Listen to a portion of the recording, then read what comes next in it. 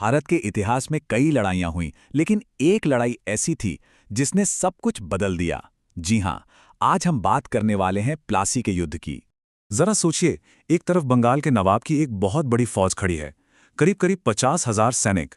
और दूसरी तरफ बस 3,000 सैनिकों की एक छोटी सी टुकड़ी, ब्रिटिश ईस्ट इंडिया कंपनी की। तो सवाल ये उठता है कि आखिर ये हुआ कैसे? क्या ये सिर्फ बेहतर हथियारों की बात थी, या फिर इसके पीछे कोई और ही कहानी थी? चलिए आज इसी पहेली को सुलझाते हैं। पहली नज़र में तो ये जीत नामुमकिन सी लगती है ना? तो फिर प्लासी के मैदान में उस दिन ऐसा क्या हो गया जिसने पूरे इतिहास का पहिया ही घुमा दिया? तो सबसे पहले बेसिक बातें जान लेते हैं। तारीख थी 23 जून 1757। जगह थी बंगाल के प्लासी। आमने सामने थे बंगाल के नवाब सिराजुद्दौला और रॉबर्ट क्लाइव की ईस्ट इंडिया कंपनी। लेकिन देखिए, कोई भी लड़ाई यूं ही अचानक से नहीं होती। इस टकराव की जमीन काफी पहले से तैयार हो रही थी। असल में इसके पीछे 3 बड़ी वजहें थीं। पहली कि ईस्ट इंडिया कंपनी जो व्यापार करने आई थी, अब धीरे धीरे अपना राजनीतिक दबदबा बढ़ा रही थी।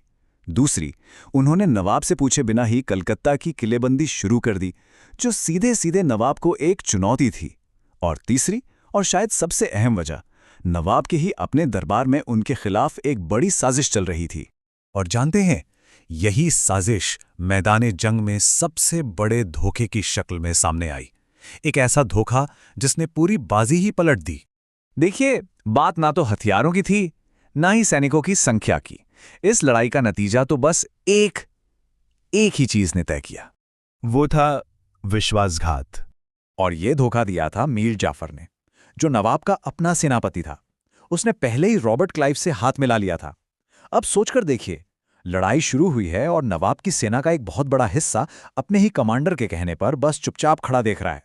मतलब 50,000 की भारी भरकम फौज का एक बड़ा हिस्सा लड़ ही नहीं रहा।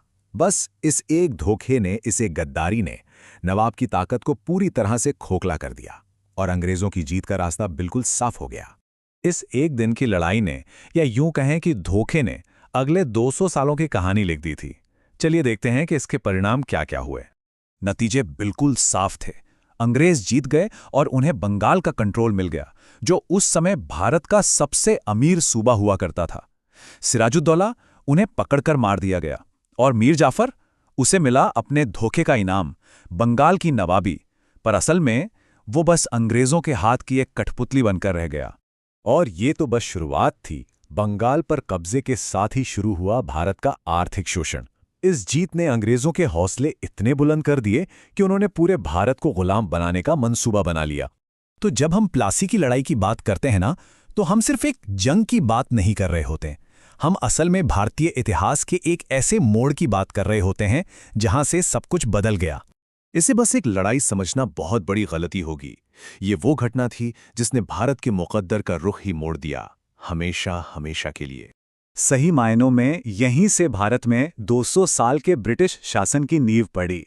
एक ऐसा दौर जिसने इस देश की राजनीति, समाज और अर्थव्यवस्था, हर चीज को बदल कर रख दिया। और अंत में एक सवाल मन में आता है, जरा सोचिए, अगर उस दिन मीर जाफर ने धोखा ना दिया होता तो क्या होता? क्या भारत का इतिहास कुछ और होता?